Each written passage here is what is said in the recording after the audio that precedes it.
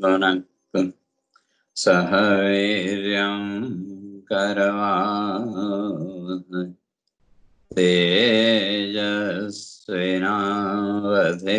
तेजस्विनावधीतमस्तु मा विद्विषावहै। ओम शांति शांति शांति। शंकरं शंकराचार्यं केशवं बादरायणं सूत्रभाष्य कृतौ वन्दे भगवन्तौ पुनः पुनः। ईश्वरो गुरुरात्मेति मूर्तिभेदविभागिने व्योमवद्व्याप्तदेहाय दक्षिणामूर्तये नमः। ओम शांति शांति शांति।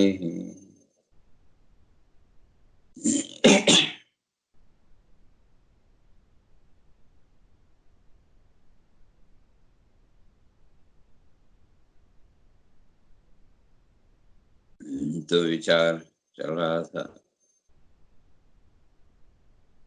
भगवान अर्जुन को समझाते हुए इस बात को स्पष्ट करके आए थे, सुख दुखे समे कृत्वा लाभा लाभो जया जयो ततो युद्धाय युज्यस्व नैवं पापम वाप्स्यसि।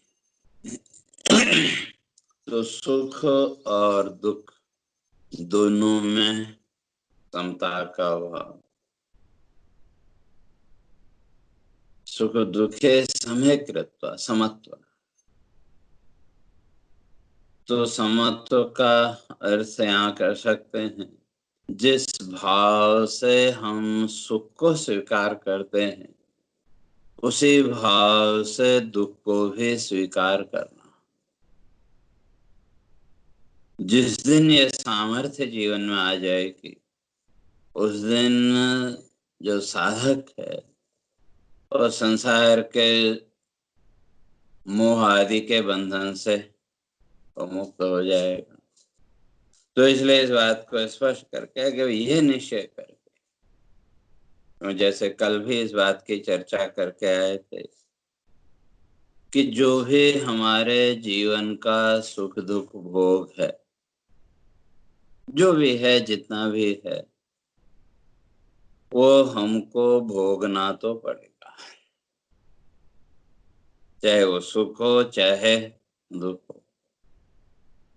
और उस सुख दुख की स्थिति तक पहुंचाने के लिए प्रारब्ध हमको किसी न किसी कर्म के साथ भी जोड़ेगा। क्योंकि जो प्रारब्ध जिसको हम कहते हैं, भाग्य जिसको हम कहते हैं, उसमें केवल दो ही चीजें हैं, एक सुख और दूसरा दुख। और जैसा सुख दुख का प्रारब्ध सामने आ रहा होगा, हमारे ऋषि इस बात को स्पष्ट करते हैं कि वो जो प्रारब्ध है वो थोड़ी देर के लिए व्यक्ति की बुद्धि को भी वैसे ही मोड़ देगा और उसको सहायक भी उसी के अनुसार मिलेंगे। तो कहने का तात्पर्य है कि जो भी हमारे जीवन का सुख दुख का भोग है उसको पूरा करने के लिए परिस्थितियां भी और व्यक्ति का विचार भी उस समय वैसा ही बन जाएगा। तो इसलिए कर्तव्य भाव, इसलिए जो भी मिला भगवान कहते हैं उसमें समता का भाव। सुख मिला तो भी उसको सहज भाव से स्वीकार करना, दुख मिला उसको भी उसी भाव से स्वीकार करना, क्योंकि स्वीकार तो करना पड़ेगा। पहले भी मैं कह के आया, वो जो भी जीवन में सुख या दुख आया या परिस्थितियों की हम बात करें तो वो जो भी है वो हमको स्वीकार तो करना पड़ेगा। तो जब स्वीकार करना ही है तो फिर उसको प्रसन्नता पूर्वक क्यों न स्वीकार करें। जैसे सुख को हम प्रसन्नता पूर्वक स्वीकार करते हैं, उसी भाव से उसी तरह से दुख को भी स्वीकार करना, और उसी तरह से लाभा लाभो जया जयो, जय पराजय हानि लाभ जो भी जीवन में आ रहा है, जो भी जीवन में मिल रहा है, उसको सहज भाव से स्वीकार करना, या जो भी जीवन में मिला उसको परमात्मा का प्रसाद, परमात्मा की कृपा समझ के स्वीकार करना। तो जब वो भाव जीवन में आएगा तो उसके साथ साथ साधक जो है सुख दुख से तो ऊपर उठेगा, और फिर इस संसार में रहते हुए जो भी कर्म हमको कर्म भी करना पड़ेगा। तो कर्म और कर्म फल के साथ जो हमारी आसक्ति है, अभी तक तो हर एक कर्म का फल हम चाहते हैं, किसके रूप में? सुख के रूप में। सुख ही हम चाहते हैं, दुख कोई नहीं चाहता। तो अभी कर्म में भी हमारी आसक्ति है, और जो कर्म फल है उसके साथ भी हमारी आसक्ति है, और ये कर्म और कर्म फल की हमारी जो आसक्ति है वो हमसे फिर नए नए संकल्प करवाती है। और जिस दिन जीवन में यह भाव हमारा दृढ़ हो गया कि जो भी हमारा प्रारब्ध भोग है, चाहे वो सुख का हो चाहे दुख का हो, वो तो हमको भोगना ही पड़ेगा, उसको तो हमें पूरा करना ही पड़ेगा। जिस दिन ये भाव हमारा दृढ़ हो गया, उस दिन वो सुख और दुख के प्रति जो राग और द्वेष है, सुख के साथ राग, एक अटैचमेंट, और जो दुख है उससे दूर भागने की जो प्रवृत्ति, वो हमारी निवृत्त हो जाएगी। और जब वो प्रवृत्ति नहीं है तो फिर वहां कोई कर्म संकल्प भी नया नहीं बनेगा। इसलिए भगवान कहते हैं ततो युद्धाय युज्यस्व। इसलिए इस कर्तव्य कर्म, अपना जो कर्तव्य कर्म है उसके साथ लग जाओ। और इसी तरह से संसार में भी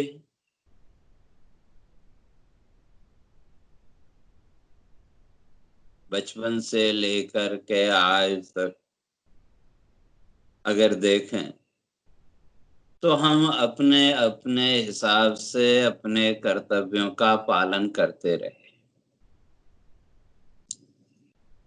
समय के अनुसार, जीवन की परिस्थितियों के अनुसार, जहां हमारी जो ड्यूटी थी, जो हमारा कर्तव्य था, वह हमने किया। लेकिन वहां कर्तव्य भाव नहीं, उसके साथ फल की इच्छा। और जब फल की इच्छा से वो करते रहे तो उसके साथ सुख और दुख भी जीवन में आता रहा, या सुख और दुख महसूस करते रहे। जिस दिन इस फलेच्छा से मुक्त हो गए, ये मैं ये करूंगा तो मुझे ये मिलना चाहिए, मैं ये करूंगा तो ये मिलना चाहिए, तो जिस दिन इस भाव से हम ऊपर उठ गए, उस दिन वो कर्तव्य कर्म फिर हमको सुख दुख और संसार के संकल्प में नहीं बांधेगा। तो इसलिए भगवान कहते हैं ततो युद्धाय जैसा। तो इसलिए इस जीवन संघर्ष को अपना कर्तव्य समझ के, अपनी ड्यूटी समझ के करो। और जब ड्यूटी समझ के करेंगे, नैवम पापम अवाप्स्यसि, भगवान कहते हैं फिर उससे पाप पुण्य नहीं हो। क्यों? आप पाप भी नहीं और पुण्य भी नहीं, क्यों? कोई फल चाहिए, क्योंकि जो भी फल हम चाहते हैं और इस जीवन में जो भी हमको सुख और दुख मिल रहा है, तो ये जो भी सुख दुख मिल रहा है वो तो हमारे पूर्व जन्म का है। वर्तमान कर्म तो केवल एक निमित्त मात्र है, और आप चाहें या न चाहें वो सुख और दुख का फल भोग देने के लिए प्रारब्ध मनुष्य को किसी न किसी कर्म के साथ जोड़ तो देगा।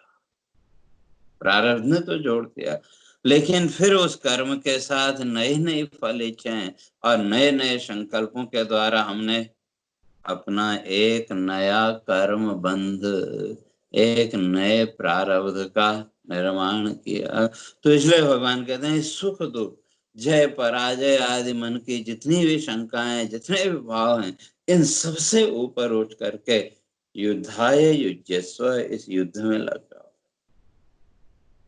युद्ध तो करना ही है, उससे तो बच नहीं सकते।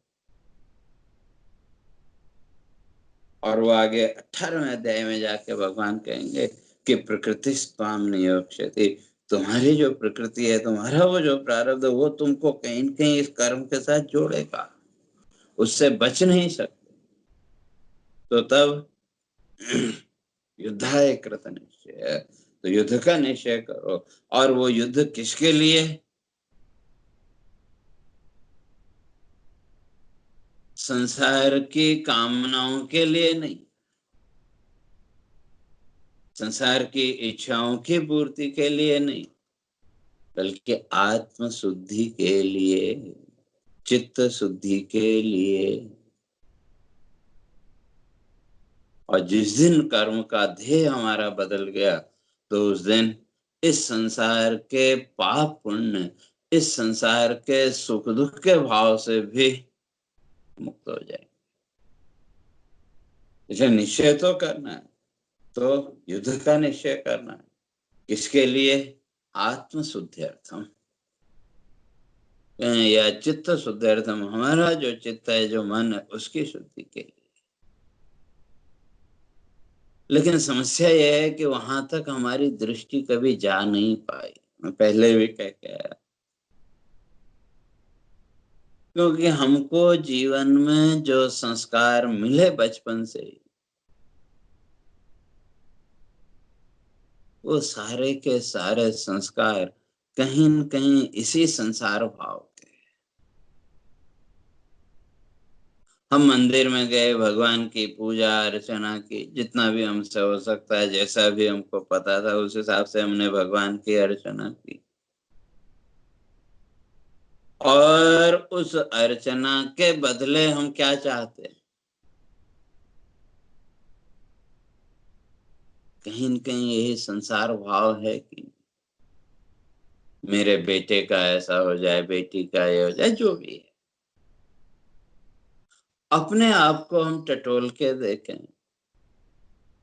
परमात्मा से हमने कभी आत्म शुद्धि के लिए, चित्त शुद्धि के लिए प्रार्थना की? नहीं। हमने भगवान की प्रार्थना भी की, उपासना भी की, भक्ति सब कुछ किया, लेकिन किसके लिए? इसी संसार भाव के लिए। तो इसलिए शास्त्रीय दृष्टि है कि इस संसार भाव से अपने को ऊपर उठा करके युद्ध का निश्चय करो। तो किसके लिए? आत्म शुद्ध्यर्थम, आत्म शुद्धि के लिए, स्वयं की शुद्धि के लिए। और वो जो आपका निश्चय है, कहते हैं नैवम पापम अवाप्स्यसि, वो फिर आपको इस संसार के पाप पुण्य के बंधन में नहीं बंधने देगा। वो आपको इस संसार के पाप पुण्य के बंधन से ऊपर उठाए। और अगर वो भाव हम अपना दृढ़ नहीं कर पाए, तो फिर संसार का पाप पुण्य वो तो है ही। और वो जो संसार का पाप पुण्य है, उसके अनुसार सुख और दुख जीवन का भोग, और उस सुख दुख भोग को पूरा करने के लिए फिर बार बार जन्म और मृत्यु के चक्र में बंधना। इसलिए भगवान कहते हैं इन सब भावों से ऊपर उठ के सुख दुख जय पराजय इत्यादि संसार के जितने भी भाव हैं, इन सब भावों को पीछे छोड़ के उस आत्म शुद्धि के भाव से तुम जीवन का संघर्ष करो, तो धीरे धीरे संसार भाव से मुक्त हो जाओगे। तो इसी बात को और आगे बताने के लिए भगवान कहते हैं, ऐसा ते विहिता सांख्ये बुद्धि योगे तो इमाम शृणु बुद्ध्या युक्तो यया पार्थ कर्म बंधम प्रहास्यसि। अब यहाँ कोई प्रश्न कर सकता है कि वे तो बात ठीक है, लेकिन इस कर्म बंधन से मुक्त कैसे हो? जान तो लिया। तो यहाँ वक्त ऐसा ते वेदा सांख्य, अभी तक जो शास्त्रीय चर्चा थी, जो शास्त्र की जो बात थी, भगवान कहते हैं वो मैंने तुमको बताई। क्योंकि हमारे जितने भी ग्रंथ हैं, जितने भी शास्त्र हैं, इन सब शास्त्रों का उद्देश्य, सारे ग्रंथों का उद्देश्य आपको इस संसार भाव से, इस संसार के जन्म मृत्यु के बंधन से ऊपर उठा, यही शास्त्रों का उद्देश्य है। लेकिन विडंबना ये कि हमने जीवन की हर एक क्रिया को इस संसार के फल के साथ जोड़ दिया, और वो भी गलत है ऐसा नहीं कह सकते, उसकी भी आवश्यकता है। लेकिन जो विचार करने में असमर्थ हैं उनके लिए, और शास्त्र का मुख्य उद्देश्य आपको इस संसार के या स्वर्ग आदि के जन्म मृत्यु के बंधन में बांधना नहीं है, बल्कि धीरे धीरे इस संसार भाव से आपको ऊपर उठाना, इस संसार भाव से मुक्त करना, वही शास्त्र का उद्देश्य है। लेकिन उस शास्त्रीय अर्थ को, उस शास्त्रीय ज्ञान को समझे बिना, जाने बिना वो नहीं हो सकता। और शास्त्रों को हमने पढ़ा सुना, बात समझ में भी आई, लेकिन जब तक उसका प्रैक्टिकल नहीं करेंगे तब तक वो ज्ञान जीवन में दृढ़ नहीं होगा। तो वही भगवान कहते हैं, ऐसा वेदा सांख्य, अभी तक जो शास्त्रीय बात थी, जो शास्त्रीय चर्चा थी, वो मैंने तुमको बता दी। सांख्य सम्यक ज्ञान, जो विचार प्रक्रिया, जो शास्त्रीय प्रक्रिया, जो शास्त्र कहता है। लेकिन अब बुद्धि हो गए तो इमाम श्रृणु, अब तुम इस बुद्धि योग का श्रवण करो। बुद्धि योग का अर्थ यहाँ कर्म योग, क्योंकि किसी भी कर्म में प्रवृत्ति से पहले, किसी भी प्रकार की कर्म प्रवृत्ति से पहले उसकी जानकारी आवश्यक,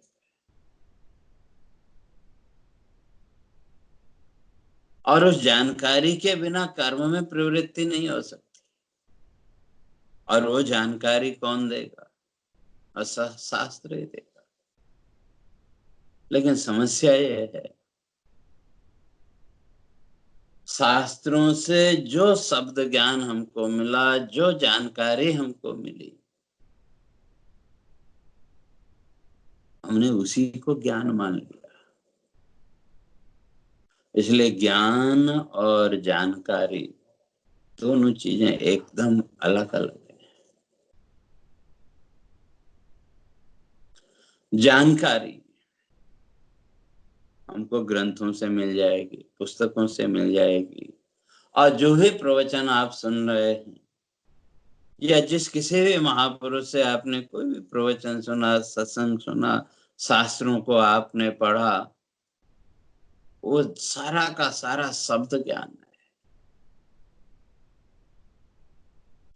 या दूसरे से शब्दों में कहें, वो जानकारी है, इंफॉर्मेशन, वो नॉलेज नहीं है। इसलिए नॉलेज और इंफॉर्मेशन दोनों एकदम अलग अलग, विपरीत ध्रुव। क्योंकि जो इंफॉर्मेशन है, जो जानकारी है, वो आपके जीवन में अहंकार को बढ़ाएगी, और ज्ञान आपके अहंकार को कम करेगा। लेकिन दोनों एकदम उलट है। क्योंकि जो जानकारी है वहां अहंकार है जानने का, कि मैंने इतना जान लिया, मैं तो ये भी जानता हूं, मैं तो ये भी जानता हूं। तो जो जानकारी है, जो इंफॉर्मेशन है, वो हमेशा आपके ईगो को मजबूत करेगी। मैं ये हूँ, मैं वो हूँ, मैं तो इतना जानता हूँ, उतना जानता हूँ, मैं इससे बड़ा, वो मेरे से छोटा, तरह तरह का। लेकिन जो ज्ञान है, जो नॉलेज है, वो नॉलेज आपके अहंकार को कम करेगी।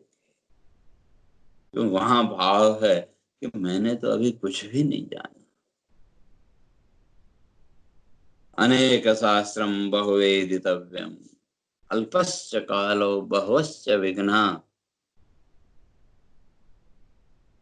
यत्सारभूतं तदुपासितव्यम, हंसो क्षीरम इवाम्बुमध्या।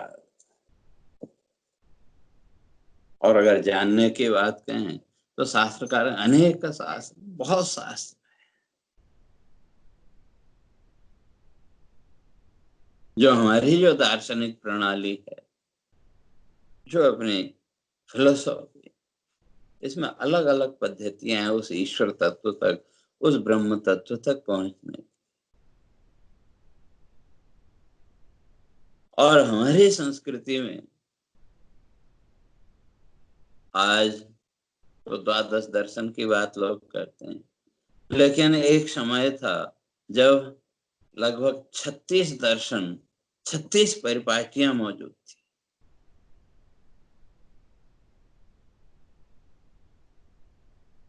तो अनेक शास्त्रम बहुवेदितव्यम, जानने के लिए बहुत है। लेकिन हमने तो थोड़ा सा जान लिया, तो थोड़ा कुछ हमको मिल गया, तो हम तो उसी के ईगो को लेके बैठ गए, उसी के अहंकार को लेके बैठ गए। नहीं, मैं तो ये जानता हूँ, और मैं ये जानता हूँ तो मैं दूसरे से श्रेष्ठ हूँ। तो उसी अहंकार के भाव में अपने आप को बांधते रहे, और उसका कारण शब्द ज्ञान को ही हमने ज्ञान मान लिया। और ये शब्द ज्ञान जानकारी है, उससे अतिरिक्त और कुछ नहीं। इसलिए हमारे ऋषि इस बात को स्पष्ट करते हैं कि केवल शब्द ज्ञान से काम नहीं चलेगा। क्योंकि ये शब्द ज्ञान जब जीवन में जरूरत होगी, उस समय ये शब्द ज्ञान काम नहीं आएगा। उस समय आपके जीवन का अनुभव काम आएगा। और ये जो शब्द ज्ञान है, ये जो इंफॉर्मेशन है, ये तो थोड़ी देर की है। लेकिन आपका जो अनुभव है, वो तो शाश्वत है, वो तो हर समय है। क्योंकि कोई पुस्तक आप पढ़ रहे हैं, पहले भी आपने उसको पढ़ा, समझ में बात आई, या उस पुस्तक का कोई सेंटेंस, कोई श्लोक आपके सामने आया, तो उस समय आपका वो शब्द ज्ञान प्रकट हो गया कि नहीं? कौन से शब्द का क्या अर्थ है, वो आपके सामने प्रकट हो गया। लेकिन जैसे उस बुक को आपने बंद किया, वो ज्ञान भी गायब। या इसी तरह से जो सीन आपके सामने आया, जो दृश्य आपके सामने आया, थोड़ी देर के लिए उस दृश्य से जुड़ा हुआ जो शब्द ज्ञान, वो आपका प्रकट हुआ, और उस दृश्य के बदलते ही शब्द ज्ञान भी बदल गया, वो भी गायब हो गया। इसलिए जितना भी शब्द ज्ञान है ये तो प्रकट होने वाला और गायब होने वाला, लेकिन आपका जो अनुभव है वो अनुभव वो नहीं बता, वो तो हमेशा एक रूप। तो इसलिए कहने का तात्पर्य है कि शब्द ज्ञान नहीं, ये तो एक इंफॉर्मेशन है, ये तो जानकारी मात्र है, उससे ज्यादा और कुछ नहीं है। लेकिन जब तक इस जानकारी को, शास्त्र ज्ञान को, जो शास्त्र कहता है उसको जब तक हम अपने जीवन के अनुभव के साथ नहीं जोड़ेंगे तो तब तक उसमें दृढ़ता नहीं आएगी, तब तक वो मजबूत नहीं होगा। इसलिए हमारे ऋषियों ने इस बात को स्पष्ट किया कि आपको किसी भी निष्कर्ष तक, किसी भी डिसीजन तक पहुंचना है, उसके लिए शास्त्र और आपके जीवन का अनुभव, इन दोनों को साथ में रख के जब आप विचार करेंगे तो तब किसी न किसी एक डिसीजन तक आप पहुंचेंगे। तो उसके बिना नहीं जा सकते। और उस अनुभव के लिए फिर कर्म प्रवृत्ति आवश्यक है।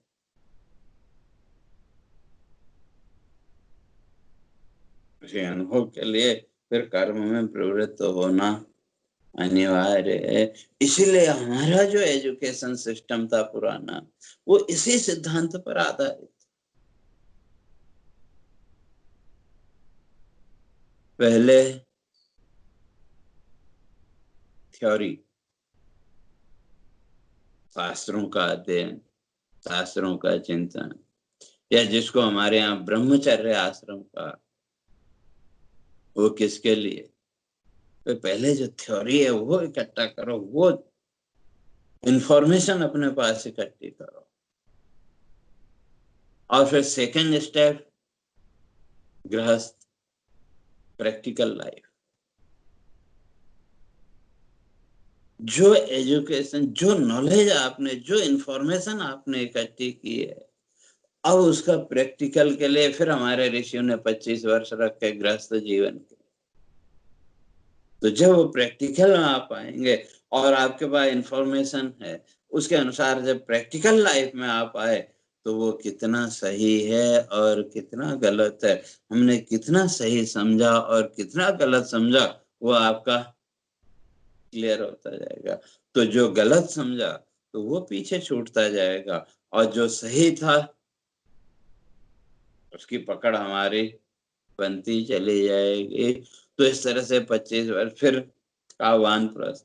अब जो वानप्रस्थ है वो, अब वो इंफॉर्मेशन और प्रैक्टिकल लाइफ, इन दोनों के द्वारा जो नॉलेज हमको मिली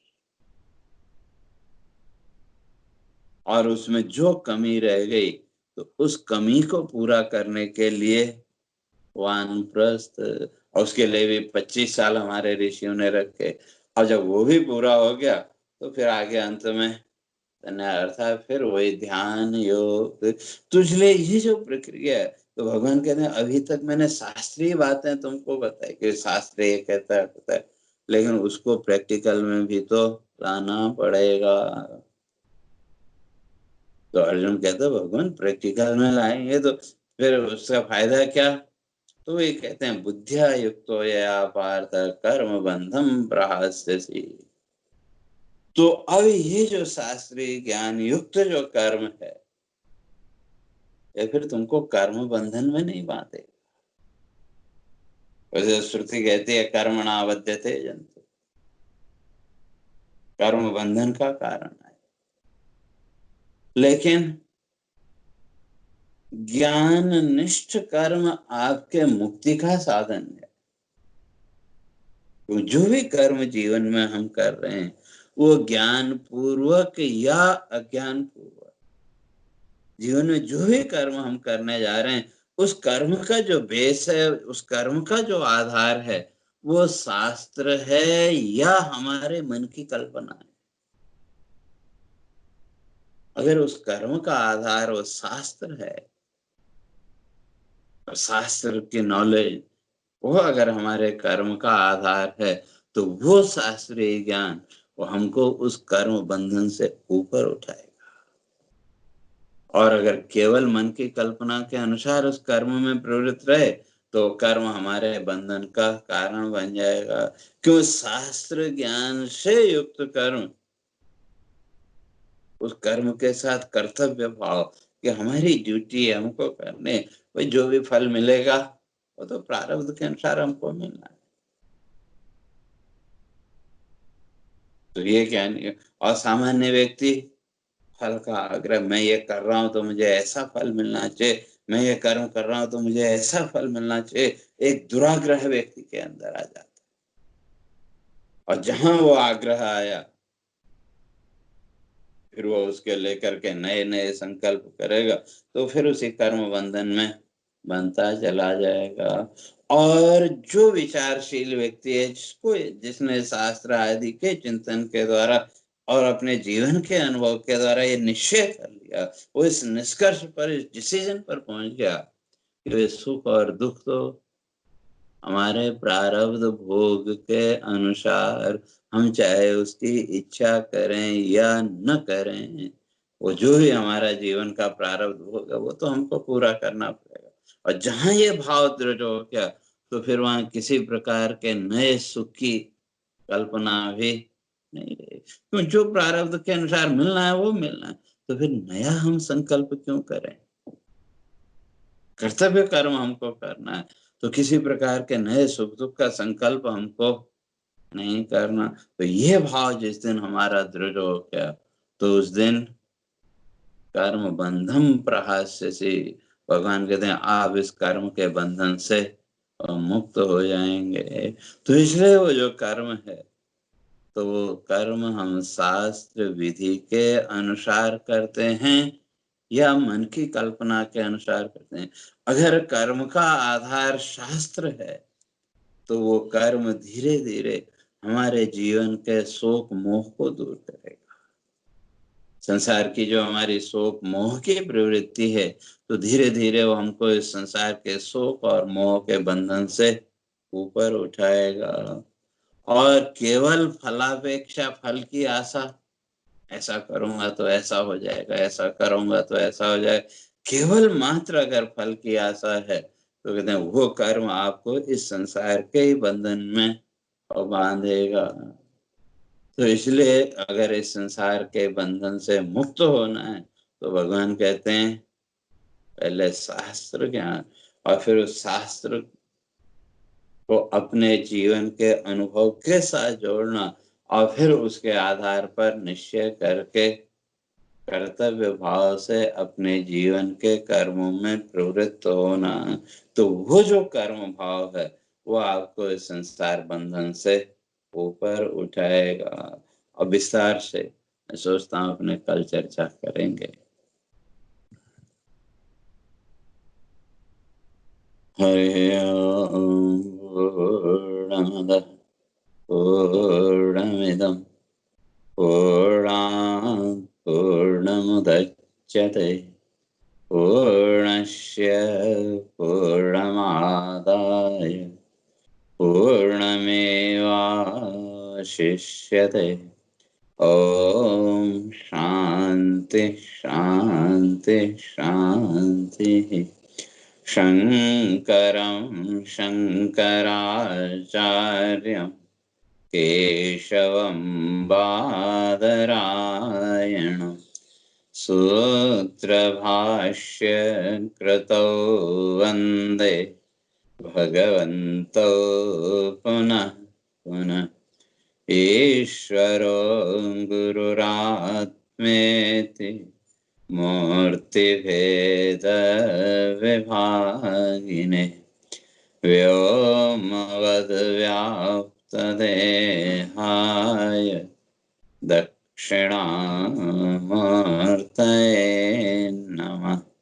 ओम शांति शांति शांति।